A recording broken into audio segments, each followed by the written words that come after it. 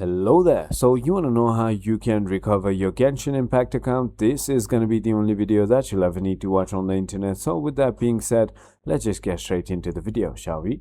So first things first, simply go ahead and open any browser that you prefer using and search for Genshin Impact. Now simply go ahead and head into their first link, which is going to be genshin.hoyoverse.com, which is their official site. Simply scroll down and click on login on the top right, and then click on login with UID or login with Hoyoverse. I prefer Hoyoverse. Now simply go ahead and click on having problems right over here, and then click on forgot password. Once you've done that, simply go ahead and enter your username and then click on next, and then they're going to send you a verification code to that email that your account is connected to. Simply go ahead and enter that, and then you can simply go ahead and set your new password and your account will be recovered.